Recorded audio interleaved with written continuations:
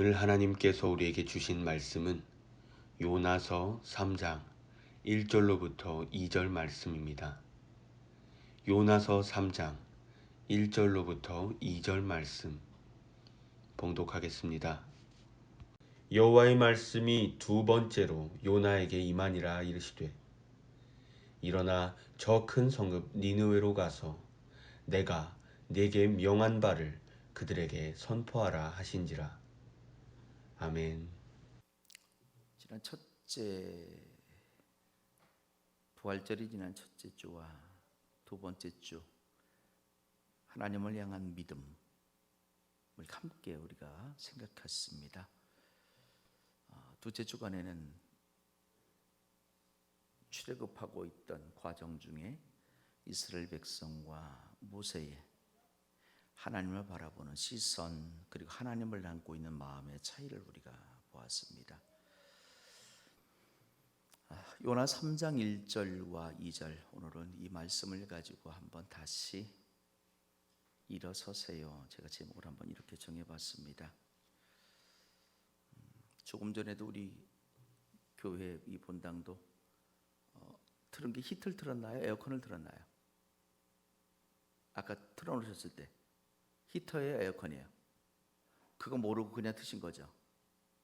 예, 히터가 지금 틀어졌을 겁니다. 그럼 그죠?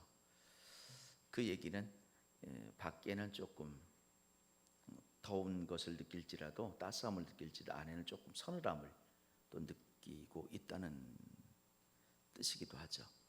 실제로 저물녘 그리고 새벽녘에는 아직 쌀쌀함이 남아 있습니다. 그런데 한낮에 날을 보십시오. 제법 덥습니다. 이제 여름의 문턱에 들어선 것이 아닌가 싶기도 합니다. 실제로 한겨울 꽁꽁 감추어줬던 손이 다 밖으로 나와 있습니다. 사람들의 옷차림도 가벼워졌고요. 심지어 반 소매티를 입고 다니는 분들이 참 많습니다. 요즘 우리나라도 봄이 짧아진다고 그러죠. 가을도 좀 짧아지고, 그렇다 할지라도 분명 우리나라는 사계절이 뚜렷이 존재하는 그런 나라입니다. 돌아보면 계절마다 또 좋지 않은 그런 계절이 없습니다. 그럼에도 추운 겨울, 차가운 기운으로 옷이 두터워집니다. 자연스럽게 몸도 활동하는 것이 불편해질 수밖에 없습니다. 때로는 얼어붙은 빙판길에 미끄러져 넘어지는 경우도 우리가 당합니다. 다치기도 하지만 때로는 그 넘어짐이 좀 창피해서 금방 언제 넘어졌는지 일어나 털고 가던 길 가기도 하죠. 돌아보면 유아기, 소년기, 그리고 청소년기, 청년기를 거쳐 청자년과 장년, 노년기에 이르기까지 인생도 다 나름의 계절이 있는 것 같습니다. 그리고 마찬가지로 그 계절들마다 아름답지 않은 그런 계절은 없습니다.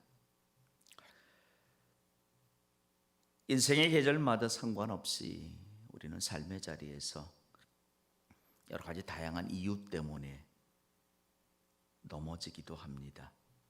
이때 한번 넘어져서 크게 다침으로 다시 일어설 힘을 잃어버리는 사람이 있는가 하면요, 언제 넘어졌듯이 그렇게 넘어진 자리를 훌훌 털어버리고 일어서는 사람도 있습니다. 중요한 것은 사람은 누구나 넘어질 수 있다고 하는 사실입니다. 생태적으로 사람은 직립보행이잖아요. 그렇기 때문에 넘어질 수 있는 것이죠. 마찬가지로 인생에 있어서 걸림돌을 만나고 넘어지는 것 또한 당연한 것이에요. 그러므로 여러분이 삶을 살아가시면서 넘어짐을 염려하는 것보다 다시 일어설 힘을 잃어버리지 않을까, 염려하시는 여러분이기를 주의 이름으로 축복합니다. 그래서 다시 일어서는 힘, 그 힘을 갖는 여러분이기를 축복합니다. 요나를 보세요. 그는 정말 서석었던 인생입니다. 그런 그가 어느 날 생각지도 않게 넘어진 인생을 경험하죠.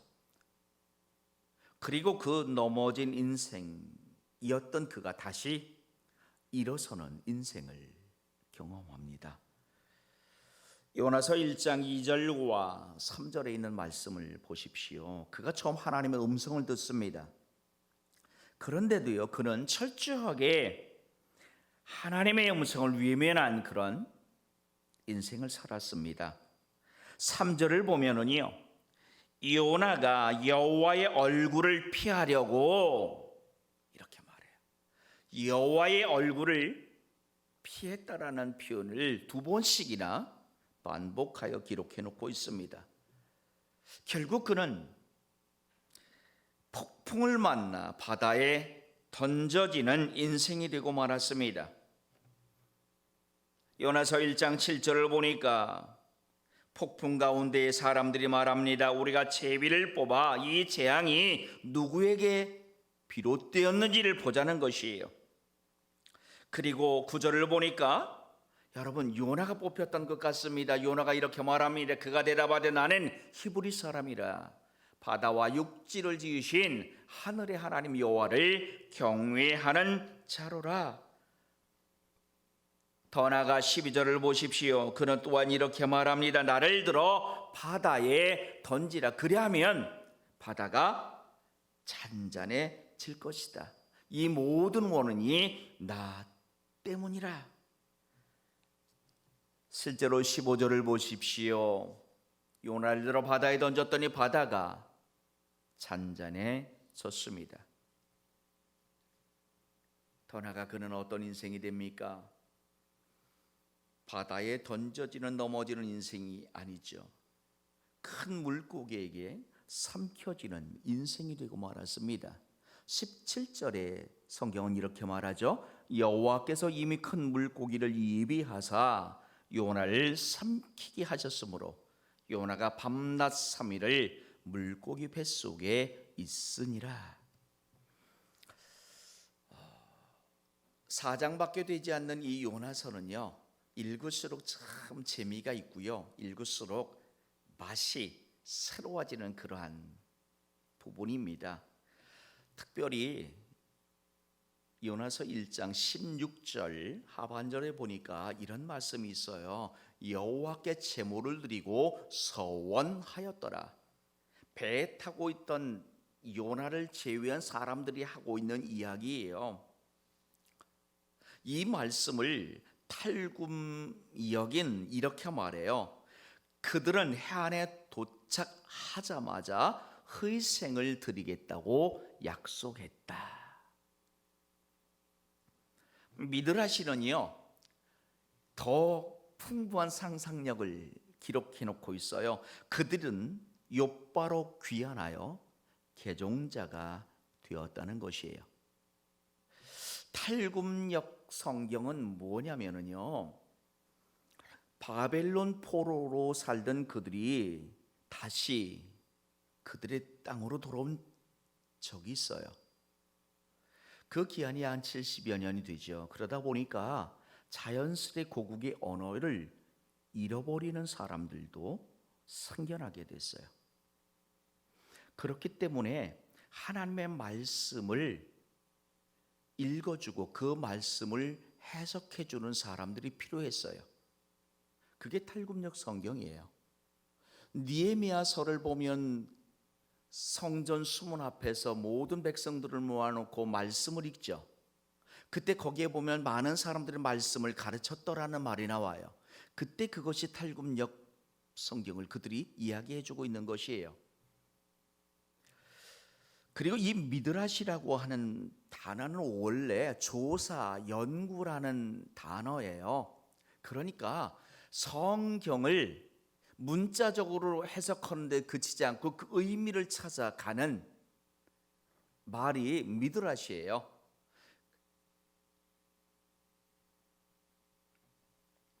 어찌됐든 간에 이렇게 탈굽력과 미드라시에는 그 1장 16절의 말씀을 다양하게 해석해 놓고 있어요. 그런데 중요한 것은요, 그 선원들의 영적인 어떤 신앙의 증진이 더 되었다는 기록은 분명 성경에는 나와 있지는 않아요. 더 나아가 17절에서 1장이 끝나는데 내용상 이 17절은 히브리 원문을 보면 2장 1절로 시작이 되고 있어요. 히브리 원문에 17절이 없어요. 17절은 2장 1절인 거예요. 그리고 이 부분에 참으로 중요한 말 하나를 우리가 찾는다면, 큰 물고기 속에서 요나가 밤낮 3일을 있었다고 기록하고 있습니다. 우리는 이런 말들에 있어서 아주 예민하게 반응하죠. 그래서 밤낮 3일이니까 72시간이라고 하는 시간을 떠올리게 돼요. 그런데 그것은 꼭 72시간을 의미하지는 않습니다. 다만 날수로는 3일을 가리키는 히브리어적인 그런 표현인 것은 분명합니다. 중요한 것은요, 그가 몇 시간 동안 큰 물고기 뱃속에서 있었느냐가 중요한 것이 아니에요. 여러분, 마태복음 12장 40절을 보면 예수님이 이렇게 말씀하시고 있어요. 요나가 밤낮 사흘 동안 큰 물고기 뱃속에 있었던 것 같이 인자도 밤낮 사흘 동안 땅 속에 있으리라. 요나의 이 상황이 이후 예수님의 죽으심과 부활을 예표하는 사건이 되고 있다고 하는 이것이 중요하죠. 어쨌든 이와 같은 과정 속에서 우리가 지금 3장 1절과 2절을 만나게 됩니다. 1절의 본문을 보세요. 여호와의 말씀이 두 번째로 요나에게 임하니라 이렇게 말하고 있습니다. 두 번째니까 앞에서 여호와의 말씀이 요나에게 임했다는 것이 그게 어디입니까? 1장 1절입니다. 1장 1절은 이렇습니다. 여호와의 말씀이 아미떼의 아들 요나에게 임하니라 이르시되, 이렇게 말해요. 두 개의 차이가 뭡니까? 아미떼의 아들과, 그죠? 또 하나는 두 번째는 이 표현만 다릅니다. 두 번째로 여호와의 말씀이 요나에게 임하였다는 것은 요나에게 다시 한 번 더 기회가 주어졌다는 것이에요. 그리고 내용상 전개를 본다면 요나가 그 물고기 뱃속에서 나온 후에 분명 기력을 회복할 수 있는 그런 시간은 가졌을 것 같아요. 그런 후에 2절을 보십시오. 하나님은 다시 또 요나에게 이렇게 말합니다. 일어나 저 큰 성읍 니느웨로 가서 내가 네게 명한 바를 그들에게 선포하라. 이 말씀 역시 요나서 1장 2절과 다르지 않아요. 특별히 그 상반절에 있는 말씀과 다르지 않습니다. 너는 일어나 저 큰 성읍 니느웨로 가서 그것을 향하여 외치라. 자, 여러분, 여기에서 이렇게 말합니다. 하나님은 내가 네게 명한 말을 그들에게 선포하라는 것이에요. 하나님은 요나에게 무엇을 명령하셨습니까? 요나서 1장 2절 하반절을 보시면은 그 악독이 내 앞에 상달되었다라고 말씀하시고 있어요.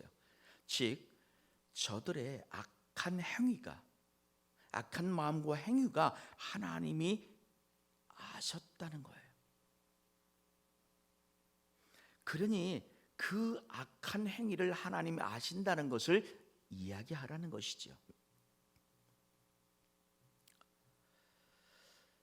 선포하라는 이 말의 의미도 실은 요나가 강조되는 말이 아니에요. 하나님이 더 드러나는 말씀이에요. 즉 요나가 하나님의 말씀을 선포해야 하는데 그 선포되는 말씀 오직 하나님의 명령하신 그 말씀이어야 한다는 것이죠. 저와 여러분의 삶의 자리, 특별히 그리스도인이라고 하는 신앙인으로 살아가는 우리의 삶의 자리, 우리도 원하지 않은 실수로 또 원하지 않은 죄악으로 인하여 좌절하고 넘어질 때가 있습니다. 그런데 여러분 분명히 기억하실 것은 다시 뉘우치고 그리고 회개한 후 하나님은 두 번째 기회를 우리에게 허락해 주신다고 하는 것을 잊지 마시기를 축복합니다. 성경 말씀을 읽는 가운데 참으로 안타까운 인생, 그런가 하면은 참으로 복된 인생이다라는 사람들을 우리가 만나는데 사람마다 느끼는 감동이 다르기 때문에 다 다를 것 같아요. 근데 저는 특별히 두 사람을 꼽으라면 가룟 유다와 베드로를 꼽고 싶습니다. 가룟 유다도요, 그의 잘못을 깨달았습니다. 후회합니다. 그런데 중요한 것은요, 회개하고 다시 일어날 생각을 그가 하지 못했다고 하는 것이에요. 베드로는 어떠합니까? 예수님을 3번이나 부인하고 저주합니다. 맹세까지 하는 큰 죄를 짓고 말았어요.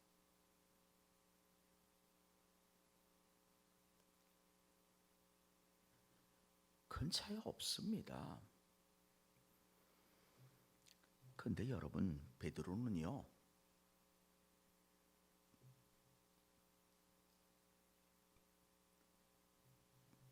예수님과 눈이 마주칠 때에 비로소 닭 우는 소리를 듣고 그 의미를 깨닫게 되죠.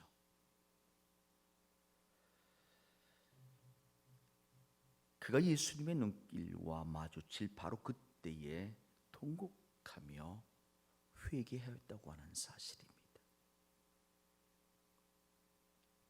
똑같이 큰 죄를 짓고도 그들은 각자 취한 자세에 따라 엄청나게 달라진 운명을 걸어갑니다. 이후 예수님은 부활하신 후에 베드로를 찾아가 내가 나를 사랑하느냐 3번 물으시고 있습니다. 그리고 내 양을 먹으라 말씀하시면서 그에게 다시 사명을 주시고 계세요. 재기할 기회를 주신 거예요. 살아가면서 흠이 없으면 참 좋겠습니다. 살아가면서 죄를 짓지 않는다면 너무 좋겠습니다.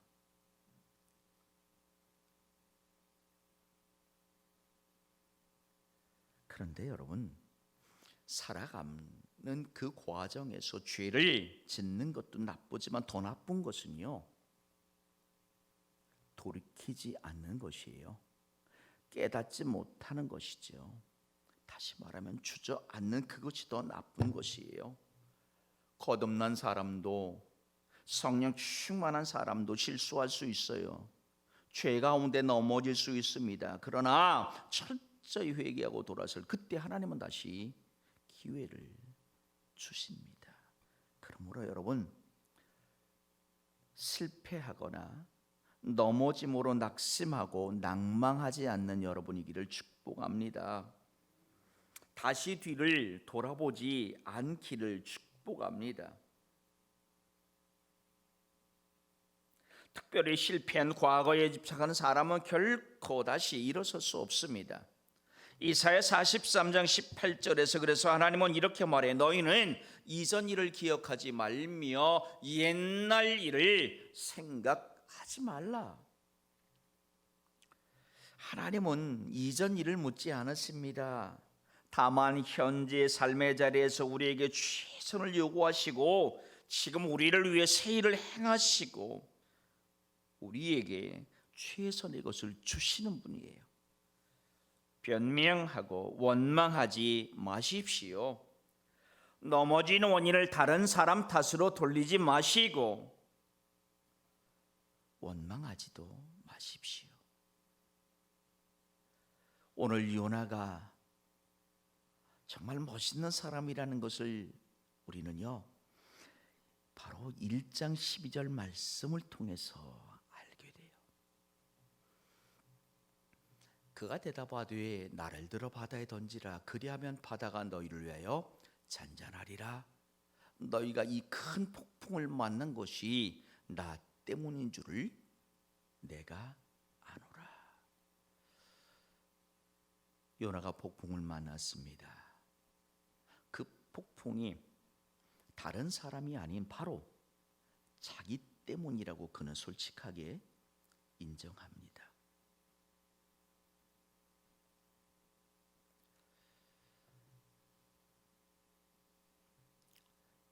요나는 선지자입니다. 요나서 1장 1절 그리고 오늘 본문 3장 1절의 말씀을 보면은 하나님의 말씀이 요나에게 임하였다라고 말합니다. 그런데 여러분, 이 1장 1절 앞에 단어 하나가 히브리어에는 더 있어요. 그게 이제는이라고 번역할 수도 있는 그 단어예요. 즉 이제는 여호와의 말씀이 아미띠의 아들 요나에게 임하였다는 것이에요. 이제 임하였다는 것이에요. 선지자의 사명이 무엇입니까? 하나님으로부터 전달되어지는 그 계시를 온전히 세상에 선포하는 것이에요. 선지자의 인격은 전폭적으로 하나님의 손에 붙잡혀 있는 사람입니다. 결국 그의 모든 삶은 하나님의 주권을 떠나서는 살 수 없는 존재입니다. 그런데 요나는 오늘 선지자의 사명을 외면합니다. 이방 전도에 대한 하나님의 명령을 거부하는 것이지요. 선민 의식에 뭉쳐있던 요나의 신앙으로는 일기연 이해가 됩니다. 그러나 하나님의 뜻을 무시했다고 하는 점에서 그는 분명 잘못한 사람입니다. 우리는 이 요나서를 통해서요, 하나님은 당신의 선한 계획을 결코 멈추지 않으신다는 겁니다. 이 계획을 멈출 수 없었던 하나님은 어떻게 하십니까? 요나를 끝까지 추적하시고 있어요. 그리고 그 놀라운 초전적인 모습으로 요나의 도피로를 차단시키시고 있습니다. 일련의 사건들을 통해서 우리가 깨닫게 되는 지혜가 무엇입니까? 여러분 명심할 것은요, 하나님은 절대로 당신의 뜻을 포기하지 아니하신다는 겁니다.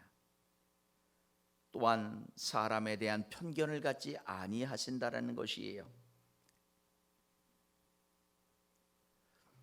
사람의 눈을 피할 수 있을지라도 하나님의 눈은 피할 수 있는 곳이 어디에도 없다는 것이지요. 그리고 하나님을 등진 자에 거쳐 결코 안식처가 될 수 없다는 것을 깨닫게 돼요. 더 나아가 이 세상 모든 자연 만물을 창조하시고 주관하시는 분이 하나님임을 깨닫게 되죠. 결국 우리는 이 모든 것들을 통하여 모든 인생의 마침표는 하나님에게 있다는 것이, 재난의 궁극적인 해결 방법도 하나님이 가지고 계신다는 거예요. 그러므로 저는 오늘 제가 예전에 말씀드린 것처럼 다시 이렇게 말씀드리고 싶어요. 저와 여러분의 삶의 자리에서 마침표를 찍었다 할지라도 하나님이 쉼표를 택하셨으면 맞춰지지 않은 것이에요. 나는 쉼표를 찍고 진행형 인생이라고 생각하지만 하나님 마침표를 찍으시면 맞춰진 생인 것이. 그러므로 다시 말해요, 넘어질 수 있어요. 죄 가운데 걸려 쓰러질 수 있어요. 그때 거기에 멈추지 않는 인생이길 바랍니다. 다시 일어서십시오. 하나님이 아웃 선언하시기 전까지는 아웃이 아니에요. 그리고 하나님은 한 번 쓰러진 그 인생, 아니 2번 쓰러졌다 할지라도 그 인생을 결코 아웃시키지 않으세요. 문제는 내가 하나님 앞에 다시 설 만한 막혀 있느냐죠. 그러므로 오늘 넘어짐으로 애통해하지 마시고요. 넘어진 원인을 생각하시고 다시 하나님의 입으로 일어설 준비를 하시기를 축복합니다. 기도하겠습니다. 하나님, 오늘 우리에게 주신 말씀을 통하여 우리 인생이 다시 일어설 수밖에 없음을, 하나님이 끝까지 우리를 포기하지 않았음을, 무한한 그 하나님의 사랑을 다시금 깨닫게 하시옵소서. 이 한 주간 그 사랑으로 살게 하시고 그 사랑을 경험케 하시옵소서. 다시 일어서는 인생이게 하시옵소서. 예수님의 이름으로 기도하옵나이다. 아멘.